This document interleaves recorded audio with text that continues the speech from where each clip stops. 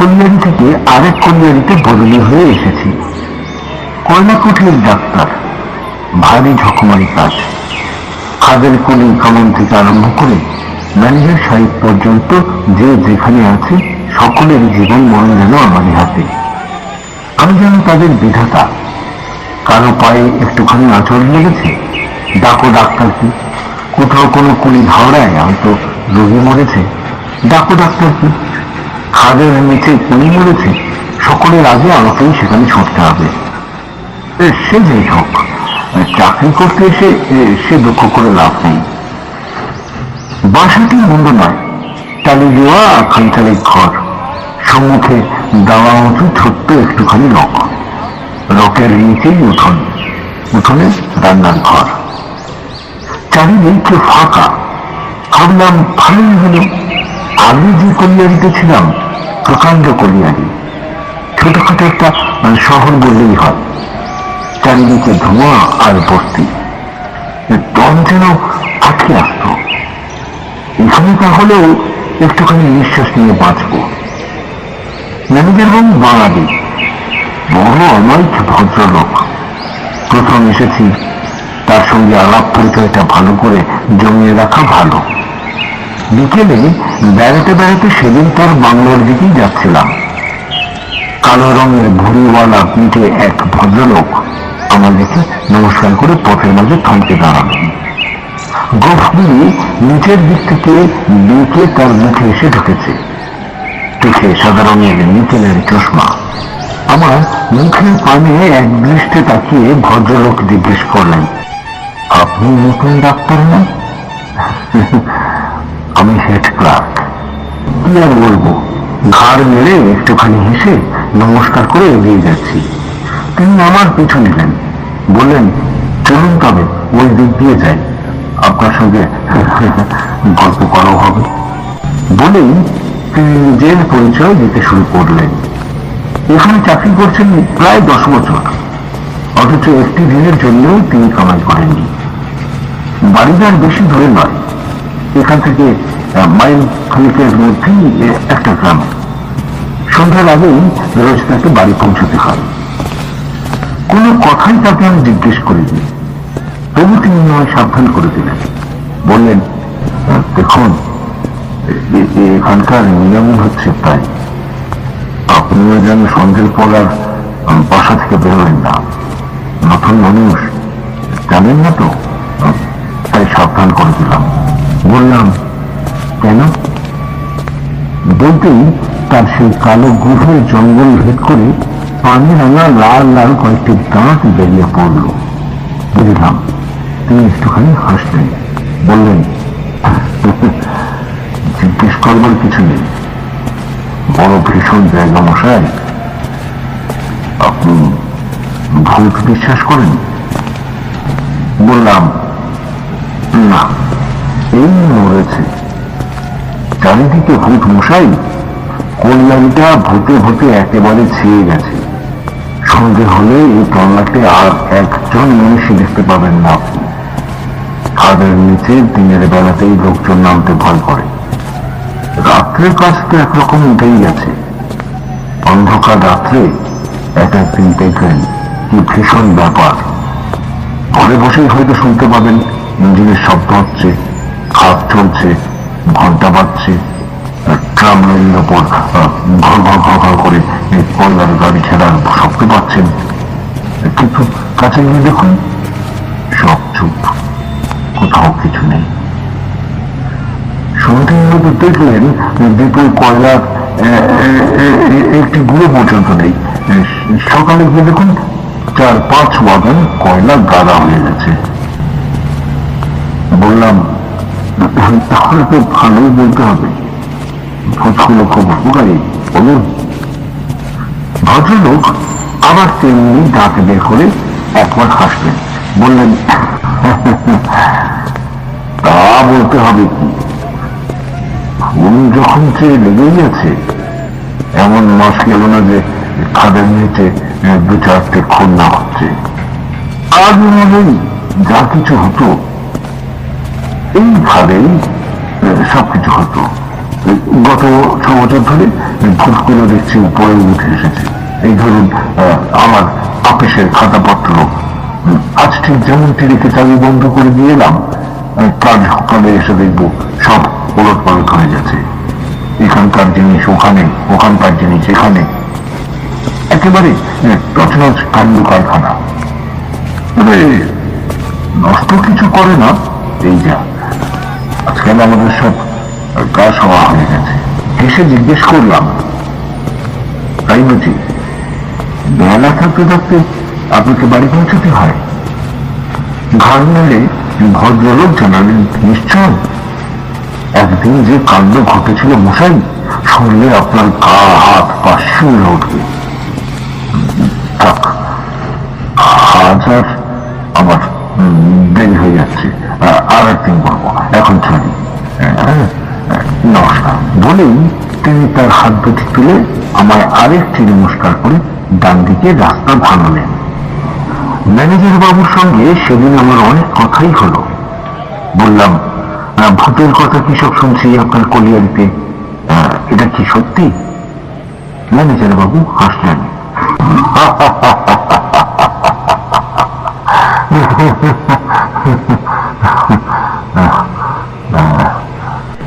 বললেন, শুনেছেন এর মধ্যে? বললাম, শুনেছি, কিন্তু ভূত আবার কি? আমার তো বিশ্বাসই হয় না কোনোদিন।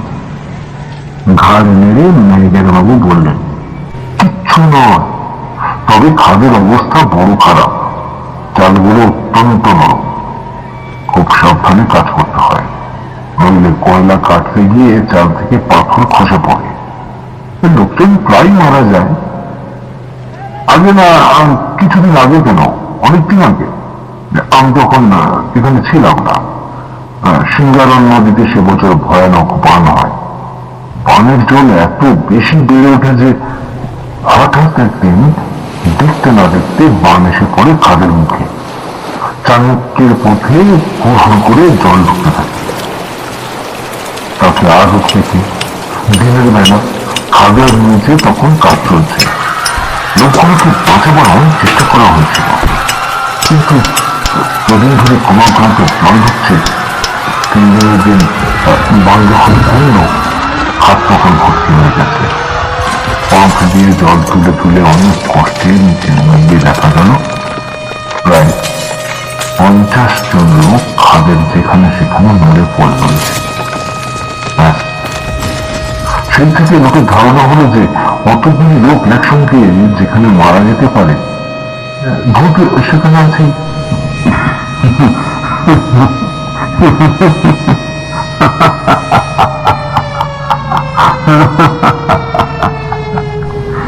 আমি হাসলাম বটে, কিন্তু কেবলই আমার মনে হতে লাগলো, আহা, অতগুলো মানুষ কোনো দিক থেকে কোনো সাহায্য না পেয়ে নিতান্ত অসহায়ের মতো হাহাকার করে জলে ডুবে মারা গেল। কারো হয়তো বুড়ো বাপমা আছে, খাদের উপরে কুড়ি হাওড়ায় কারোর ছেলে, কারোর মেয়ে, কারো স্ত্রী, কারো স্বামী, পুত্র। আহা, চুপ করে ভাবতে গিয়ে মুখে হাসি আমার মুখে মিলিয়ে গেল। সে করুণ দৃশ্য যেন আমি আমার চোখের সম্মুখে দেখতে পেলাম। গল্প করতে করতে সন্ধে হলো। ম্যানেজার বাবুর চাকর আমাদের কাছে লণ্ঠন দিয়ে গেল। উঠতে যাচ্ছিলাম, তিনি বললেন, একটু চা খেয়ে যান। চা খেয়ে তার কাছ থেকে যখন বিদায় নিলাম, রাত্রি তখন 8টা। ম্যানেজার বাবু বললেন, আলো নিয়ে চাকরটা আপনাকে পৌঁছে দিয়ে আসুক। ভাবলাম তিনি ভেবেছেন হয়তো ভূতের ভয়ে রাস্তায় যদি আমার আবার কিছু বিপদ আপদ হয়। এসে বললাম, না না, কিছু দরকার নেই, ভূতের ভয় আমি করি না। তিনিও হেসে এসে আমায় নমস্কার করে দরজাটি বন্ধ করে দিলেন। ফটক পেরিয়ে বাইরে পথে এসে দাঁড়ালাম। দেখি অন্ধকারে তখন চারিদিক থমথম করছে, কোথাও জনমনোবের সারা শব্দ নেই। মাথার উপর আকাশের দিকে তাকিয়ে দেখলাম আকাশটা যেন তারায় ঠাসা। তারই একটুখানি ঝাপসা আলোয় পথের উপর দিয়ে এগিয়ে চললাম। বাসাটা আমার নিহাত কাছে নয়, পথের পাশে দু তিনটে কুলি ঘাওড়া পেরিয়ে গিয়ে আম কাঁঠালের একটি বাগান, তারপরেও খানিকটা কালো কয়লার গুঁড়ো দিয়ে তৈরি ছোট্ট একটি পথ। তারই কিছু দূর এগিয়ে গিয়ে বাঁ হাতে একটা পুরো বাড়ির মতো ভাঙা বাড়ি। সেইখান থেকে ডান দিকে একটা নিম গাছের তলা দিয়ে নিমের তুই হাঁটলেই আমার বাসার দরজায় গিয়ে পৌঁছব। কিন্তু আমি ভাবতে ভাবতে আমি সেই বাগানের ভিতর শুধু একখানি পায়ে পায়ে চলা পথের উপর দিয়ে চলেছি। মানুষের পায়ের শব্দ পেয়ে আমার পেছনের কুলি ঘাওড়ায় সেই যে একটা কুকুর চেঁচাতে আরম্ভ করেছে তার চিৎকার তখনও থামেনি। হঠাৎ দেখি কয়েকটা গাছের তলা দিয়ে শুকনো পাতার উপর থরমর শব্দ করতে করতে মস্ত লম্বা কালো রঙের একটা লোক আমার সম্মুখে এসে দাঁড়ালো। আচমকা অন্ধকারে সত্যি আমি একটুখানি ভয় পেয়ে গিয়েছিলাম। জিজ্ঞেস করতে যাচ্ছি তার আগেই লোকটা আমায় আরো একটুখানি কাছে সরে এসে বলল, ডাক্তার বাবু, তুই একবার আয় আমার সঙ্গে। লোকটা বোধ হয় সাঁওতাল। বললাম, কেন? সে বললেন, ছেলেটাকে আমার বাঁচাতে হবে তুমি ডাক্তার। তুই যদি না জানি তো ছেলেটা মরে যাবে ডাক্তার, তুই আয়।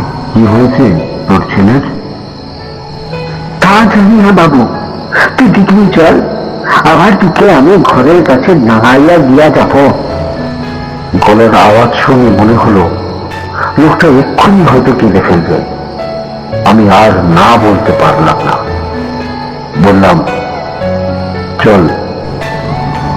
বাগান পেরিয়ে আমরা আর একটা রাস্তা ধরলাম। সে আমার আগে আগে চলতে লাগলো। জিজ্ঞেস করলাম, তোর নাম কি? বললে, আমার নাম পেলা মাঝি। বললাম, কত দূর যেতে হবে? হাত বাড়িয়ে কাছেই কয়েকটা খোলো ঘর দেখিয়ে দিয়ে বলে, ওইখানে। চুপ করে পড়াটার কত চলি, তার সঙ্গে কথা কইতে আরম্ভ করলাম। কাজে বলি, তুই কয়লা কাটিস? হ্যাঁ বাবু। কতই ছেলে তোর? ছেলেটি কত বড়? তা এনেকে বড় বটে। তুমি কবছরের? জানি তো, অত সব জানি না বাবু। এমন সব নানা কথা কইতে কইতে পথ আমরা চলেছি। সামনে হাত বাড়িয়ে যে ঘরগুলো সে আমায় দেখিয়েছিল, যতই এগিয়ে যাই মনে হয় সেগুলো আরো ধরে। বললাম, এ কি রে তুইদা, কাছে বলছিলি যে? তুইদা বলল, হ্যাঁ বাবু, কাছে বলতো কি? কিন্তু পথ যেন আর ফুরোয় না। সময় কাটাবার জন্য আবার কথা শুরু করলাম। ছেলেটা কি হয়েছিল প্রথমে? তুইলা চুপ করে রইল। প্রথমে হয়েছিল কি? আরে তুইলা যেন বিরক্ত হয়ে জবাব দিল। বললে, খাদে বান ঢুকেছিল। বান? হঠাৎ আমার ম্যানেজার বাবুর সেই বানের কথাটা মনে পড়ল। বললাম, কখন রে? সে তো অনেকদিন। তুইলা বললে, সেদিন। বললাম, তারপর? আমরা যখন অনেক লোক ছিলাম, খাদের ভিতরে কয়লা কাটছিলাম। বললাম, সেখান থেকে কেউ তো বাঁচেনি শুনলাম। তুমি বুঝলি কেমন করে? তুইরা আর জবাব দেয় না। এবার আমার কেমন যেন মনে হলো। বললাম, এখানে খুব ভূতের ভয়। সত্যি নাকি? হঠাৎ দেখি তুইলা নেই, অন্ধকারে। ভাবলাম কালো মানুষ, হয়তো খানিকটা এগিয়ে গেছে, তাই দেখতে পাচ্ছি না। ডাকলাম, তুইলা! কোথায় তুইলা? এদিক ওদিক আগে পিছিয়ে তাকিয়ে দেখি তুইলা কোথাও নেই। চারিদিকে দিক চিহ্নহীন অন্ধকার আর ঝেঁঝি পোকার ডাক। মাথার ভেতরটা চঞ্চল করে ঘুরে উঠল। সমস্ত শরীরের রক্ত তখন আমার জল হয়ে গেছে। পিছন ফিরে ছুটবার চেষ্টা করলাম, কিন্তু ছুটে আমি যাবো কোথায়? চিৎকার করলে বা কে শুনবে? ভাবলাম মৃত্যু অনিবার্য। চলতে গিয়ে দেখি পা দুটো আড়ষ্ট, গলাটা যেন শুকিয়ে কাঠ হয়ে গেছে। কোনদিক দিয়ে কেমন করে কতক্ষণ যে চলেছি কিছু আমার মনে নেই। রাত্রের অন্ধকার কেটে গিয়ে চারিদিক যখন ভরসা হচ্ছে, দেখি তখন আমি পথ চলছি। শরীরে তখন আমার শক্তি নেই, পায়ে জোর নেই, নিতান্ত কেমন যেন মরিনি বলেই বেঁচে আছি, এমনি আমার মনে হতে লাগলো। দূরে কতগুলো লোক আসছে দেখে সেইখানে সেই পথের ধারেই আমি বসে পড়লাম। কিন্তু কাউকে যে আর বিশ্বাস করা হয় না, এরাও ভূত নয় তো। প্রভাতের আলো দেখলাম কয়েকজন কুলি তাদের ঝোড়া গাইতে কাঁধে নিয়ে কুঠিতে বোধহয় কাজ করতে চলেছে। জিজ্ঞাসা করলাম, হ্যাঁ দৌড়ানো কোন দিকে? একজন বললে, সে হেতা কোথা বাবু, তুই যে চিনি দেখছিস ওইখানে। সর্বনাশ! উঠে দাঁড়ালাম। প্রায় 3 মাইল পথ হেঁটে একেবারে ক্লান্ত পরিশ্রান্ত আধমরা হয়ে বাসায় যখন ফিরলাম, দেখি বাড়িতে তখন কান্নাকাটি করে গেছে। মেয়ে ছেলে এমনকি চাকরটা পর্যন্ত সারা রাত্রি ঘুমায়নি। অপরিচিত জায়গা, তাকেই বা কি বলবে? ভগবানের উপর নির্ভর করে সবাই তখন হাঁ করে পথের পানে চেয়ে আছে। পাছে ওরা ভয় পায় ভেবে কাউকে কিচ্ছু বলিনি। বললাম, মরণাপন্ন একটি রোগীর কাছে সারা রাত আমায় ডাকতে হয়েছে, সেই জন্য সেখান থেকে আমায় বদলি করবার জন্য কোম্পানির হেড অফিসে একটি দরখাস্ত করে জবাবের আশায় বসে আছি। এমন দিনে আবার আর এক দুর্ঘটনা। রাত্রি তখন একটা ম্যানেজারের কাছ থেকে ডাক এলো, খাদার নিয়েতে লোক মরেছে, আমার যেতে হবে। বলে পাঠালাম, যাওয়া আমার পক্ষে অসম্ভব। ম্যানেজার বাবুকে দয়া করে এখানে একবার আসতে বলো। আলো হাতে দুজন চাপরাশি সঙ্গে নিয়ে ম্যানেজার বাবু বেরিয়ে গেলেন। হাসতে হাসতে বললেন, ভূতের ভয় বুঝি? সেই দিনের সেই তুইলার কথাটা আমি তাকে বলিনি, লজ্জায় বলতে পারিনি। বললাম, না তা নয়, খাদের নিচে রাত্রে তো এখানে কাজ কেউ করে না, তবে মরল কেমন করে? ম্যানেজার বললেন, কিছু কয়লার দরকার ছিল, তাই তবুর হাজির দিয়ে মদ খাইয়ে নামিয়েছিলাম। পুলিশে খবর পাঠিয়েছি, তার আগে ছিলেন একবার দেখে আসতে হবে। অনেকগুলো লোকজন সঙ্গে নিয়ে তো ভয়ে খাদে খাদে গিয়ে নামলাম। কিন্তু অবাক কাণ্ড, কয়লা কাটা হচ্ছিল 7 নম্বর কাঁচির মুখে।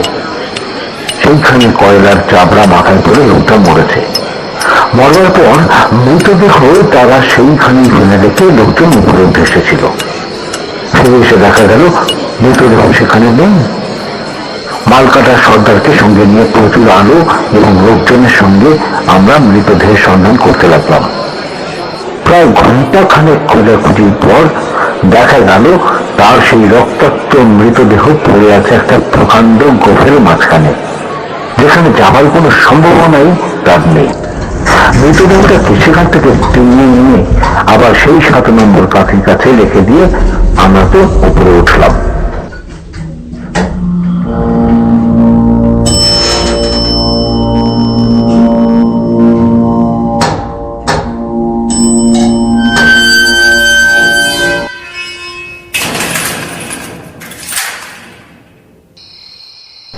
পুলিশ না আসা পর্যন্ত মৃতদেহ তোলার উপায় নেই। অথচ প্রচুর পুরস্কারের লোভেও কেউ সেখানে মরা আগলে থাকতে রাজি হলো না। ম্যানেজার বাবু নিজে আমায় বাসায় পৌঁছে দিয়ে গেলেন। পুলিশ এলে আবার আমাদের খালে নামতে হবে। রাত্রি তখন কত ঠিক মনে নেই। পুলিশ এসেছে, আবার আমরা খাদের নিচে নামলাম। এবার আমাদের সঙ্গে আর বেশি লোক গেল না, যেতে চাইলেও না। ম্যানেজার বাবু হেসে বললেন, পুলিশ যাচ্ছে আমাদের সঙ্গে, আর ভাবনা কি, ভূতেরও তো পুলিশের ভয় আছে। ম্লান হাসি হেসে নেমে তো গেলাম। যা থাকে কপালে, একে রাত্রের অন্ধকার, তাই আবার কালো কয়লার সেই পাতালপুরি, চারিদিকে কালো।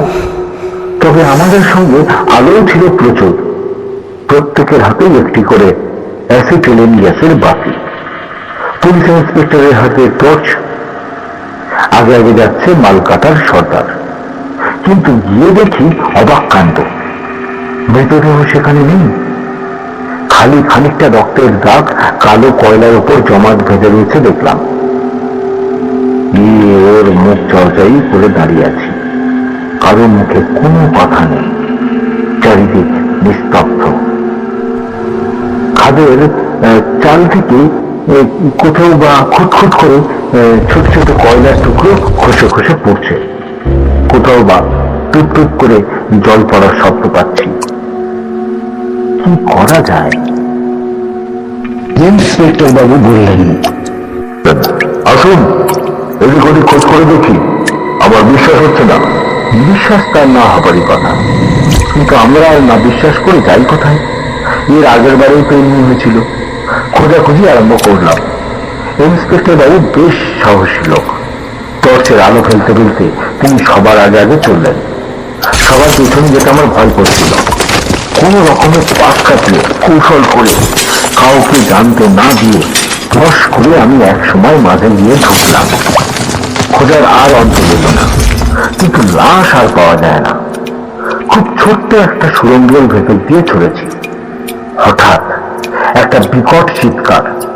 ভয়ানক একটা কিছু অপঘাত ঘটলে মরবার আগে মানুষ যেমন করে চেঁচিয়ে ওঠে, ওই যেন ঠিক তেমনি একটা গোঙানির শব্দ, একেবারে ইন্সপেক্টর বাবুর পায়ের কাছে। আমরা তো সব চমকে উঠে শিউরে খানিকটা পিছু হতে গিয়ে ওর গায়ে গায়ে লাগালাম ধাক্কা। ভয়তো আমি ম্যানেজারের বাবুকে তখন জড়িয়ে ধরেছি। সর্বাঙ্গে শিরশির করে গায়ের লোমগুলি খাড়া হয়ে উঠেছে। গেলাম আর কি, বাঁচবার আর কোনো আশা নেই। ইন্সপেক্টর বাবু অত সাহসী লোক। টর্চের আলো ফেলে যেমনি নিচের দিকে তাকিয়েছেন, দেখেন মৃতদেহের বুকের উপর পা দিয়ে তিনি দাঁড়িয়ে। বাপ বলে তিনি লাফিয়ে একেবারে উল্টে এসে পড়লেন আমার ঘাড়ে। আমি পড়লাম ম্যানেজারের গায়ে। ম্যানেজার দিলেন একটা কনস্টেবলের পা মারি। এমনি করে সবাই মিলে আমরা হুটোপুটি করছি।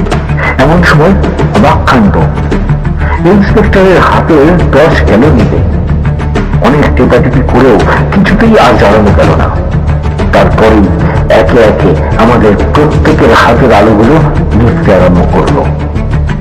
প্রাণের আশা তখন একেবারেই ছেড়ে দিলাম। কাঠ হয়ে আমরা দাঁড়িয়ে দাঁড়িয়ে পরামর্শ করলাম, যেমন করে হোক দেশটাই ছেলে সুরঙ্গের দেয়াল ধরে ধরে চলুন আমরা ফিরে যাই। এমন করে যেখানে প্রাণ দেওয়ার চেয়ে পালিয়ে যাওয়াই ভালো। সর্দার বললে, চল আমি পথ চিনি। কে? 130 কাঠির বাক্স আমার হাতে দে। আমার পকেটে দেশলাই ছিল। কাঁপতে কাঁপতে সেটা বের করে সর্দারের হাতে দিলাম। কিন্তু ফস করে সর্দার যেই কাঠি ঝেলেছে তার সেই সামান্য আলোতে দেখতে দিলাম কিংভূতকিমাকার প্রকান্ত একটা দৈত্যের মতো কালো কুচকুচে এক সাঁওতাল এসে দাঁড়িয়েছে আমাদের সম্মুখে। লম্বা লম্বা হাত দুটো বাড়িয়ে সে আমাদের সুরঙ্গের পথ আগলে বলে উঠল, যাবি কোথা? ছেলেকে আমার বাঁচাই বটে, তা বলে যাবি? ইন্সপেক্টরের পকেটে ছিল রিভলভার। চট করে সেটা বের করে তিনি থা করে চালালেন এক গুলি। ভীষণ আওয়াজে কানে আমাদের তাড়া লেগে গেল। কিন্তু তৎক্ষণাৎ শুনতে পেলাম অন্ধকার সুড়ঙ্গের মধ্যে ইন্সপেক্টর চিৎকার করে উঠলেন,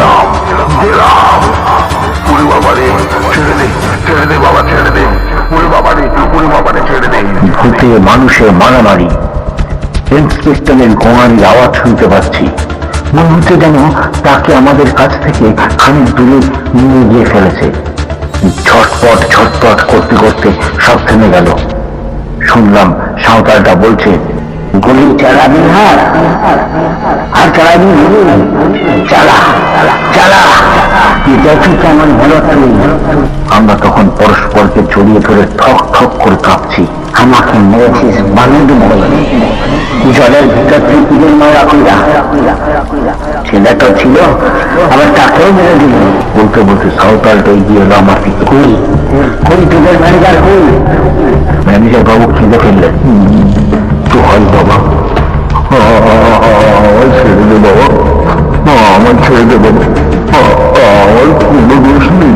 আচ্ছা, তোকে না হয় ছেড়ে দিলাম, ওই ডাক্তারটা কই? ডাক্তার বলে হাত বাড়িয়ে টুক করে আমার ঘাট ধরে বললে, আয় দেখ দেখ তুই বাঁচতে পারিস। আমার তখন দম আটকে এসেছে, মুখ দিয়ে কথা বেরোচ্ছে না, গো গো করছি। তারপর কেমন করে যে উপরে উঠে এসেছি, কেমন করে যে বাড়ি এসে পৌঁছেছি কিছুই জানিনি। চাকরি ছেড়ে দেবো বলে দরখাস্ত তো আগেই করেছি, জবাব এলো কিনা জানবার জন্য বেড়াবলি তো গেলাম সেদিন ম্যানেজারের সঙ্গে দেখা করতে।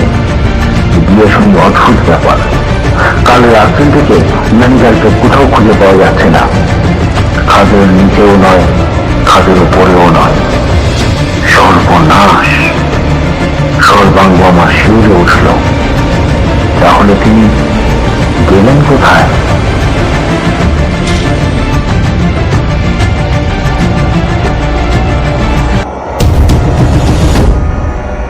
এতক্ষণ শুনছিলেন শৈলজা মুখোপাধ্যায়ের লেখা গল্প ভুতুড়ে খাত।